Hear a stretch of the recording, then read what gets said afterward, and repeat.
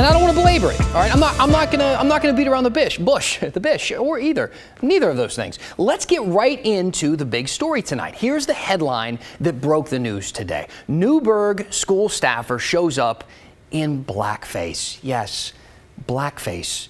And wait until you hear the details. Here's how Ryan Clarke with the Newberg Graphic summed it up. So this woman who did the blackface, she used iodine? Is that correct? Am I reading that right? That is my understanding, yes. The staff member who witnessed it and walked up to her when this occurred, she explained that she used iodine to darken her face. She explained that she wanted to look like Rosa Parks, and she explained that the reason for it was the vaccine mandate for staff members at schools throughout Newberg. It's a lot to take in, I know. And it brings us to our news segment. What? Huh? I mean, but why?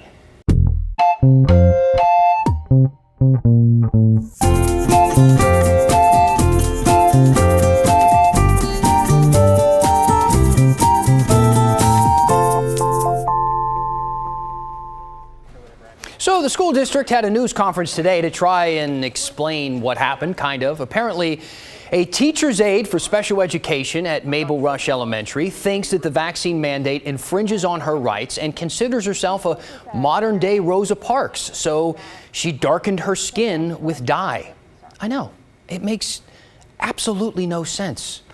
We don't know what she was thinking. I mean, she hasn't come out and explained herself at all. I mean, I guess we can guess it's at least one of two things. That either she was being overtly and openly racist, or she truly didn't know how racist that was. I mean, to do that at all is mind-blowing. To do it right now amidst the controversy in that community surrounding race and inclusiveness is too much to try and even rationalize, honestly. For months, the school board has been trying to ban teachers from hanging pride flags or Black Lives Matter signs in their classrooms or any political symbols, but those are the two that spurred the ban. And some parents came out and said, well, that ban is either bigoted or ignorant, saying that the board doesn't seem to understand how difficult it is for some LGBTQ students or some students of color in Newberg. Now, the diversity in their schools mirrors the diversity that we see in their community as a whole.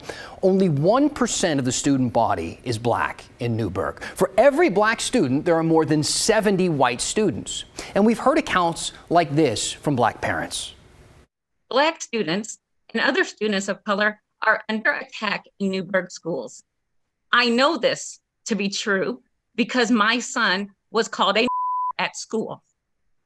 But I also know it to be true because as one of the advisors to the Black Student Union, I had a Black male student share with me that he was called the N-word so much at Newberg High School that he made the request to leave his classes early in order to avoid being called or hearing that word in the hallway.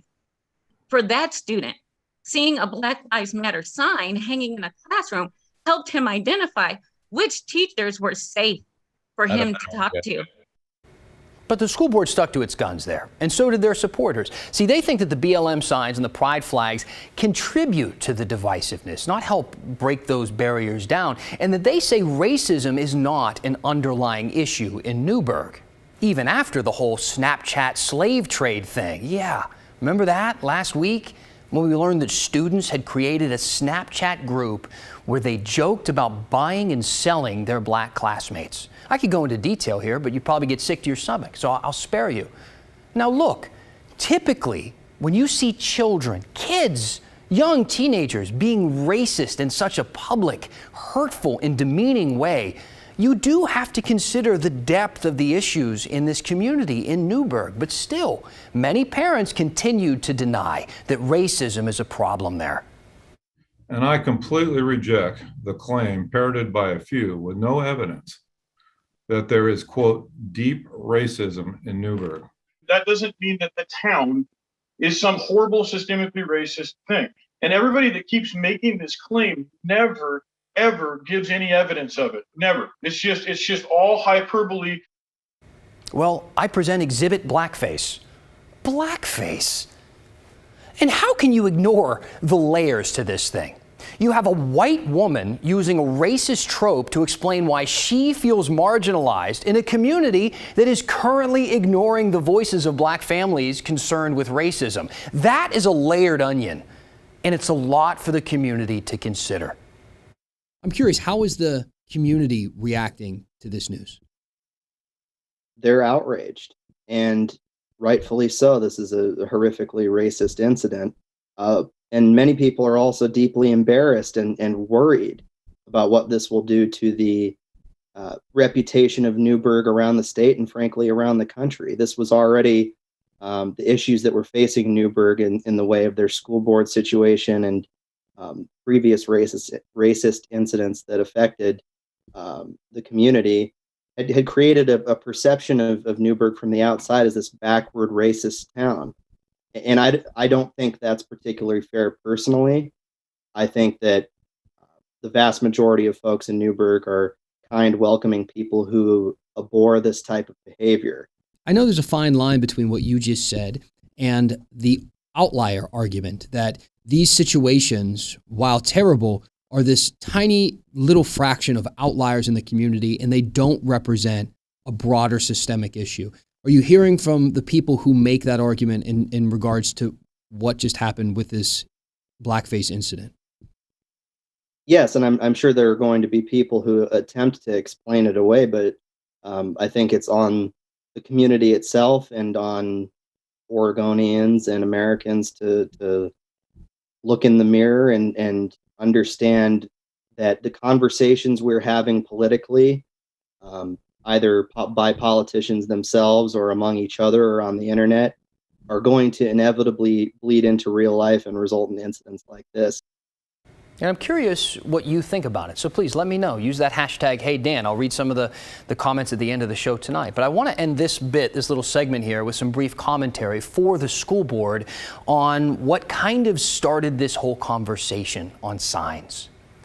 And I wanted to just express to them and ask them a question that, this isn't about signs, right? I mean, do you get that? Not about like physical. Let me put it this way.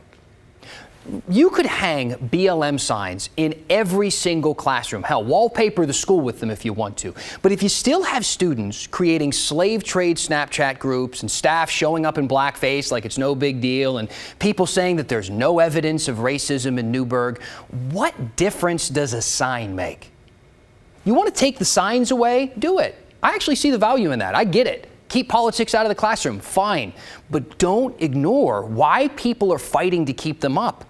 It's not because they like posters. It's because they feel ignored and powerless and unsafe. So if you don't think signs are the right path, then propose a new one. But if you still think that the words Black Lives Matter are at the root of your problem, you have to see the irony.